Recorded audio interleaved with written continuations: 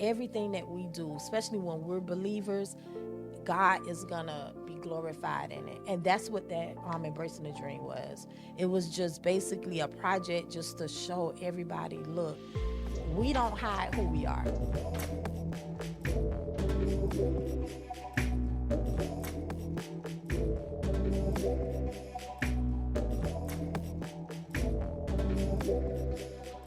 Welcome to Love Speak. I'm your host, Francois.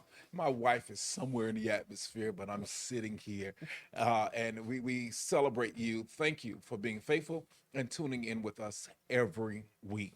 I am extremely excited about today's episode because I have a group of great friends that we've been friends for feel like decades now. Feel like decades now. They are role models. They're personal role models to my wife and I. We've sat together on multiple occasions on a personal level, and they have poured into us. And just to watch them, we both have seen our children's grow up. And I'm so excited to have them on this platform because I've always admired them and how they parent their children. They are epitomes of success themselves, and they have reared their children in the arena of success. From this conversation, we hope that you would take an ignitement of rearing your children. Of course, this is an informational broadcast, but it's no shame in our game. You know who we are. We're ministers, and the Bible says to us to raise up your children in the way that they should go, that when they are old, they will not depart from it. We have today Dasha and Takela Johnson. They have three amazing children. One is a recording musical artist. One is an award-winning playwright and author. One is just a dynamic athlete and a fashion designer. And all of them have been raised differently, but in the same house. Would you please help me welcome my good friends, my sister, and my brother, the Johnsons? What's going on? Thank you guys so much for being with me on today. And like I said in the introduction, I love you guys We love you genuinely. as Hey, well. we Yes. love y'all. We love y'all. Absolutely. Yeah. We're family. We don't Yes. talk every day, but every time we get together, it's Yeah. like we never miss a beat. Yep. Right. Yeah, And that part. so we're so grateful for you. Your pastors, Mm-hmm. you are managers, Mm-hmm. your protectors, Mm-hmm. your entrepreneurs, your Mm-hmm. authors. You are so many things, and you tend to make it. And I know it's not easy, but you tend to make it look so easy. And so I just want to make it known I am extremely proud of you. Let's go back just a little bit. Now, you guys have been married for over 30 years. Yeah. In the beginning of your marriage, Mm-hmm. did you foresee where your family would be right now? When we first got together, um, our main thing was we was a team. That was our main thing. But uh, I'm gonna keep it a buck. I'm gonna keep it 100. Our first 5 years we couldn't stand each other. Wow. I'm talking about we never got to the physical, Mhm. but I got thrown out every other weekend. Police had to come to the house every weekend just to say, because at that time they didn't take people to jail. They just pulled up and said, "Okay, somebody got to leave the house." And one weekend, it was a good weekend, and we was in there all snuggled up, Eating had to pop some popcorn. popcorn, watching the. I'm gonna show you how old this was. We had went to Blockbuster. Yeah. So we sitting in there eating popcorn, watching the Blockbuster tape, and the police came and knocked on the door.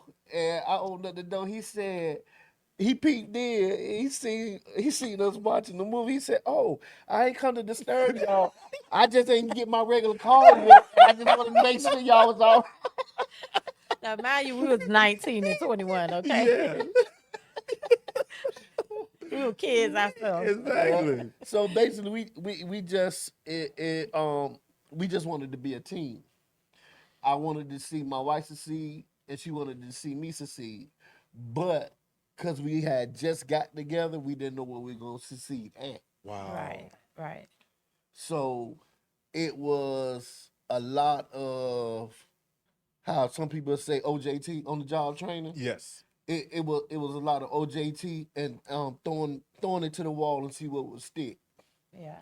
And what started to stick was when we started having our kids, and we seen the supernatural ability that God had gave them. So it wasn't, to me as a father, it wasn't my job to dim their light. It was my job to make sure they light shine bright. Awesome. So I put them on my back, Yeah. and I could say, I could definitely say this: when you have an assignment in the marketplace, a lot of your family not gonna believe in what y'all do. When you have an assignment in the marketplace, a lot of your friends not gonna believe in what y'all do. But when you start getting the receipts, when you Yeah. start when the awards start coming around, the receipts start coming around, and the accomplishments start coming around, and I'm gonna be totally honest, I'm the hustle, but my wife is the brain. So all God did was whatever we was in the world, He just took that and enhanced it. So I was a hustler in the world. So He took my hustle, He took her brain and put all that together, and that's the reason why. Because I can tell you, none of that stuff with my sons done would happen if me and my wife didn't work as a team. And she is the brain. I'm just the hustle part of it. And we didn't foresee it. However, when you are a believer, Yes. God always confirmed. So I remember many years ago, Pastor Tori Phillips had a revival, and it had to be like 300 people in there. And I was sitting in the middle with a red dress on, like I'm red today. And my husband was sitting next to me. And at that time, we only had two sons. Our kids were little, like one was able to sit on our lap. And out of nowhere, he called us up to the front of the church, like out of all the people up there. And he said that God was sending you all to the marketplace. He said, you're going to have three sons. So I'm looking like, well, we only got two. You don't miss God on that one, right? So he was like, God, he said, one is going to be in music. He said, one is going to be in film. And this was before Aaron actually had got into film. And he said, one is going to love sports. And that was so exact, and we have always held on to that. And then a few years later, when Aaron was about 8 years old, we brought in another bishop named Bishop Tony, William Tony, called us up again, and this time he had Aaron. And he says, do not buy another toy for this young man. He says, I know it's going to be costly, but invest in software and computers and a camera, because he's going to be a filmmaker, and his films and movies and his name is going to be all over the world. The whole marketplace, film industry, entertainment industry, all of that was totally new for us. We was going into uncharted waters, but we held on to that prophecy. So we didn't know it was going to be like that, but God spoke it before it happened. Wow. This is phenomenal. You guys have said a mouthful already, and that's why I love you guys so much. You said a mouthful already. Number one, you start off saying the first 5 years of marriage could have ended in divorce, but you guys held on. Yeah. So that tells some of us, not everybody, this is not everybody's story. It's not everybody's story, but some of us have to endure the rough waters of a tough marriage at the time, because there was so much destined on your life. And then you also heard the prophetic word of the Lord, or for some of you, the predictions, but we believe prophetically concerning your family. And as a result, you guys to it. And then there's something else you said that's amazing to me. You decided you were going to be a team. Mm-hmm. Teamwork makes the dream work. Yeah. That's right. Because all of this is also documented on Amazon. Yeah. Yes, yes, Yeah. Amazon. I Embracing paid the my dream. money and watched their Thank episode you, on thank you. Amazon. The dream, embracing the Thank you so dream. much. What inspired you guys to just to document that entire journey and share it with all of us? You know what? That honestly, I truly believe when God is in something and when He's ordering your steps, sometimes you don't even know what you're doing, but He's intentional.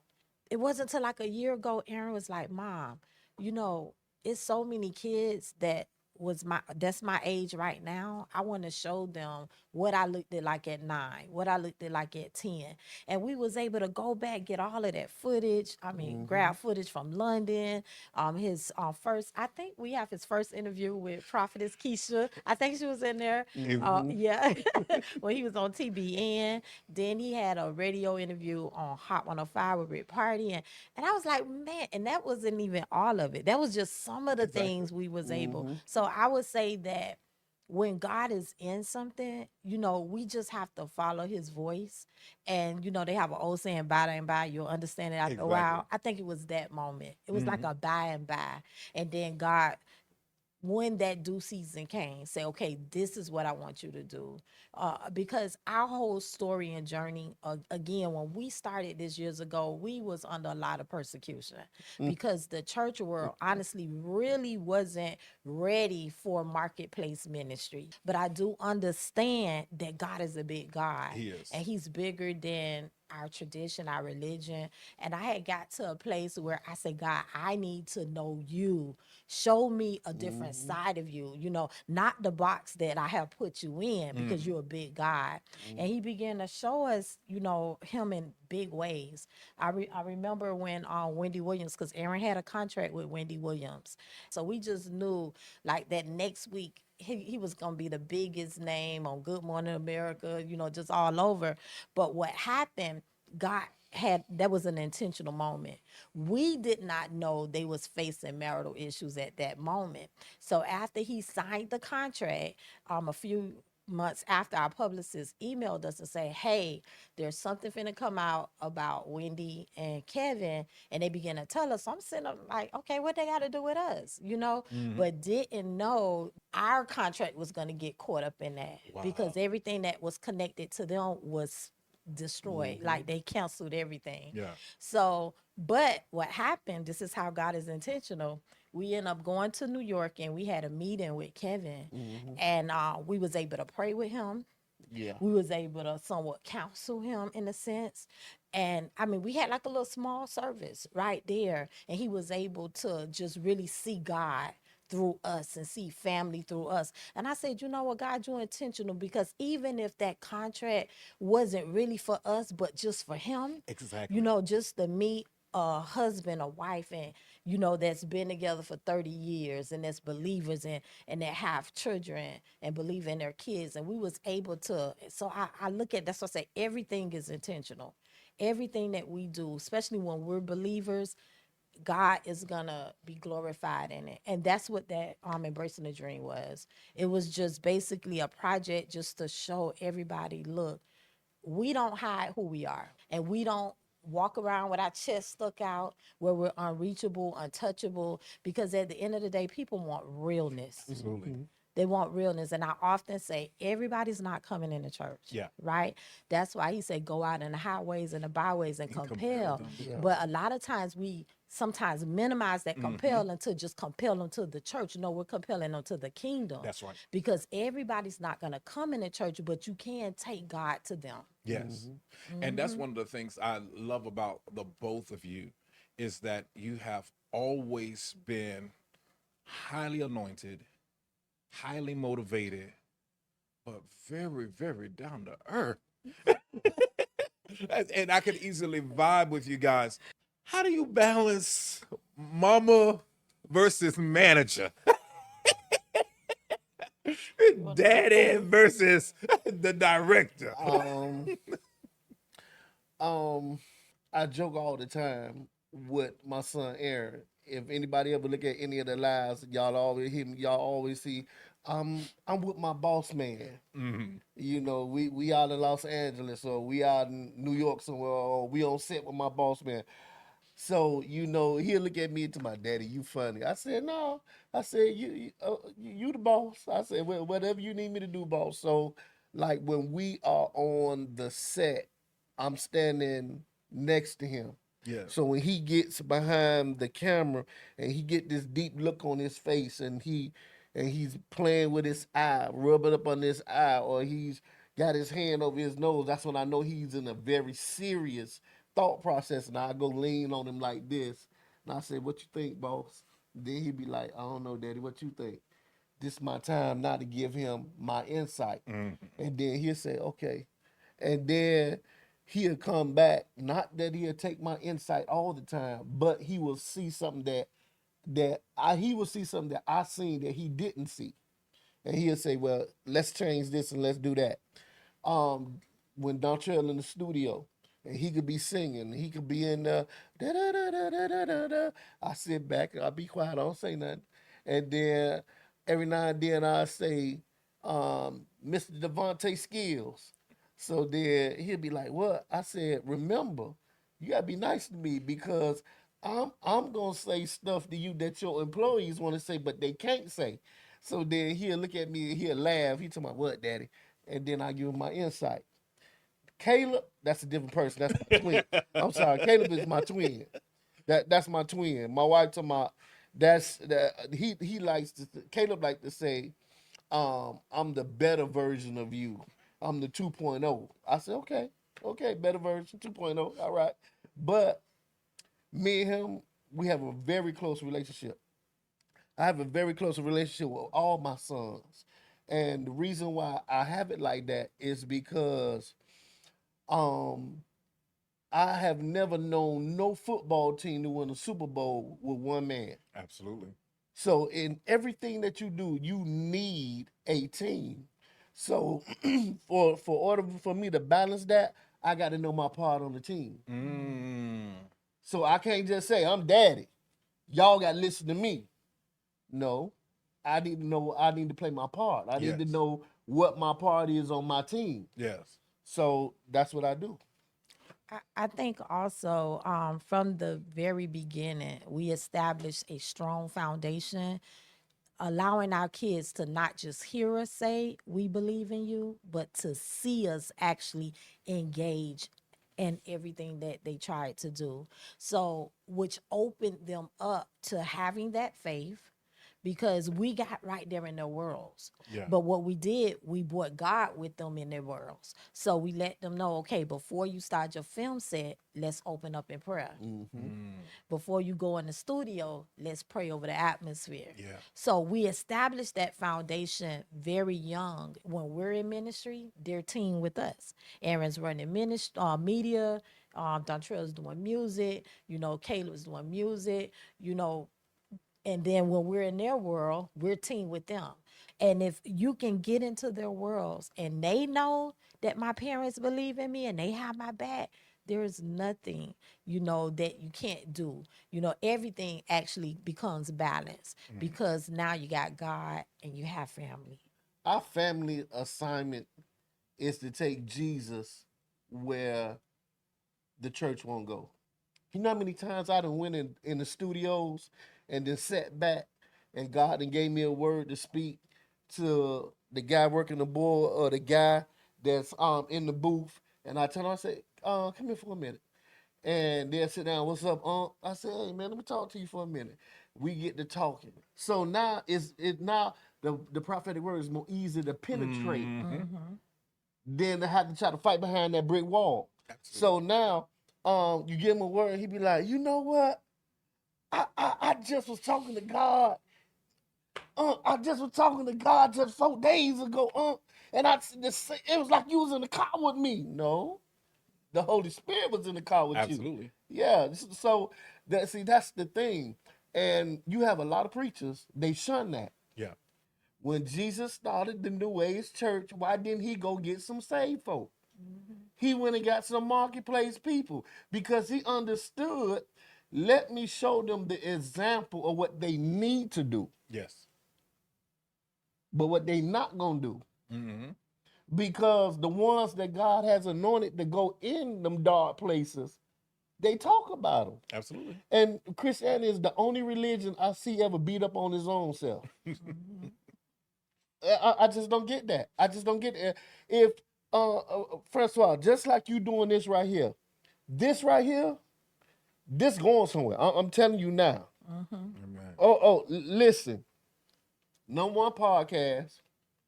I'm not just saying this because this is my brother, my sister. Number one podcast. Yeah.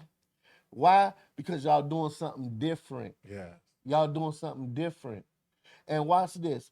And when you do something different, the ones that stuck in the box, they always gonna talk against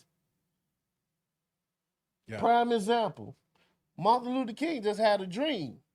But the same people that were smiling in his face at the lunch table was the same people say we ain't gonna support him because he too radical for us. Wow. And if it weren't for his radical, me and you would still be going in jumbos in the back door trying to get service because we ain't allowed in the front door. Exactly. So my thing is, when God get him some front door soldiers, don't talk about them, embrace them. Absolutely. Embrace them. This is completely phenomenal. I wanted to ask this too, because you are a father of sons. Mm-hmm. I am a father of sons. And I think our generations have shifted a lot. And dads are more on hand than in previous generations. But knowing that there is a community who still lacks fatherhood and fathers are absent, you being very present with your sons and you're watching them grow, man, what does that do for you? It's a good feeling. I'm gonna be totally honest with you. It's a good feeling. I I I can't even begin to tell you how happy I am, to be their father because it's a blessing to me.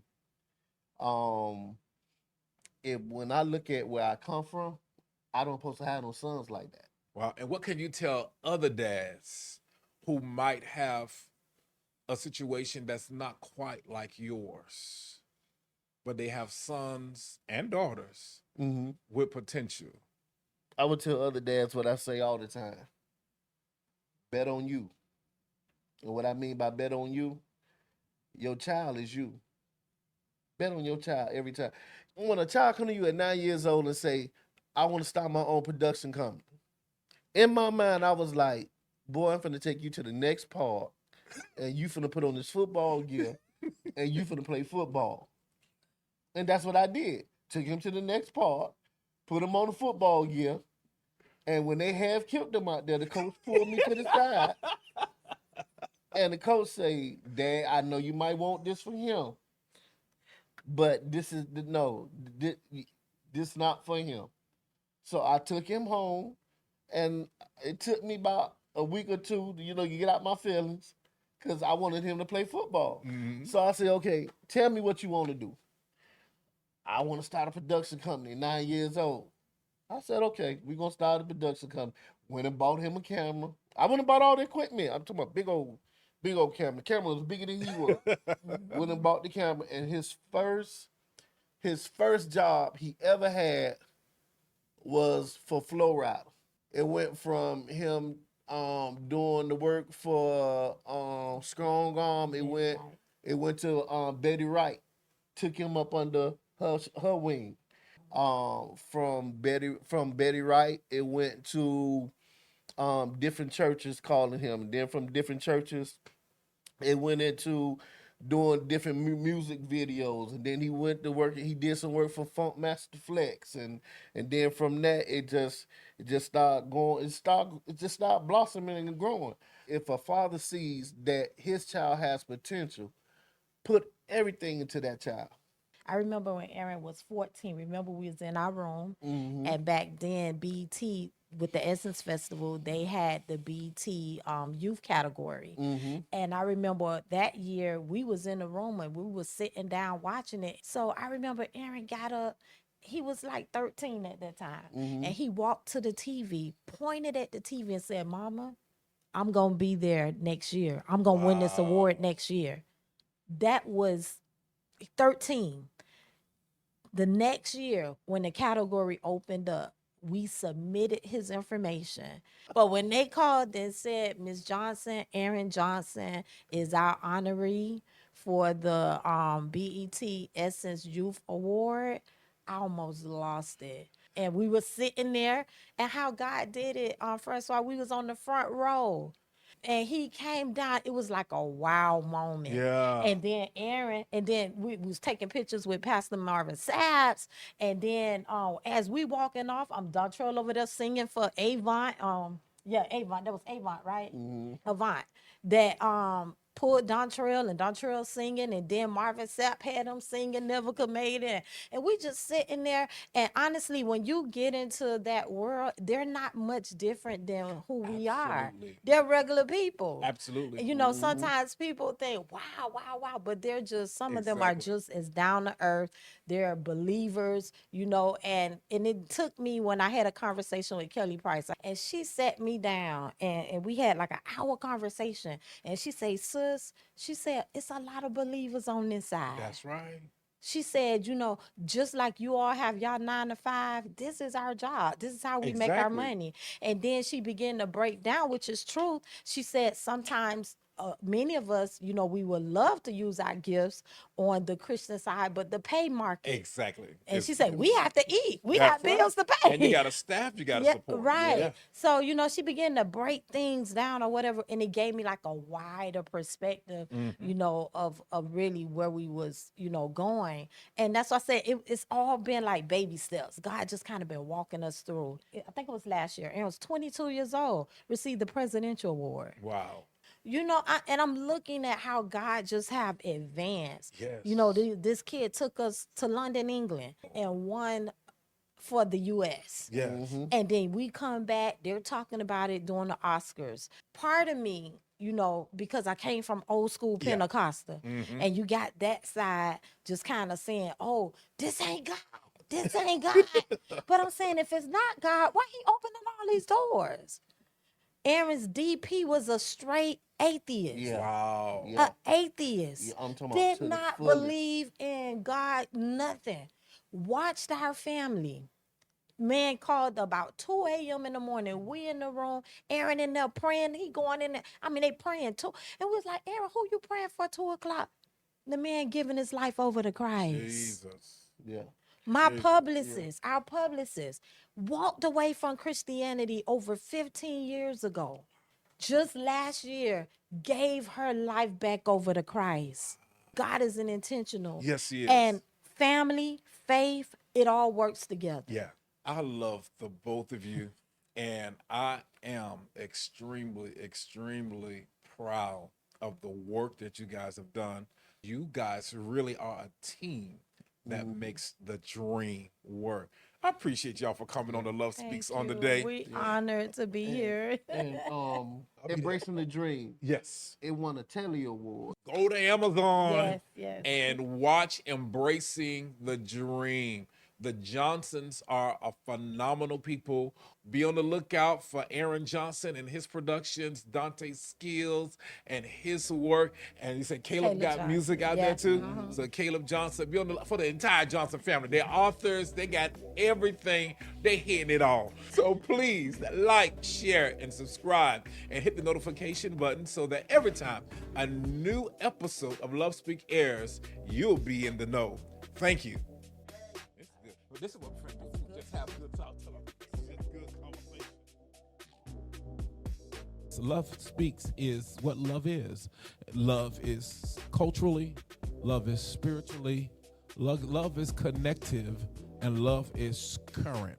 And so we're so grateful to have you here. So do us a favor, like, share, subscribe on whatever platform that you have, and hit the notification button. So every time that we come on, you know, hey, we are here. Every week we're releasing a new episode of great information, and we want you to be a part of it. We do all this with you in mind.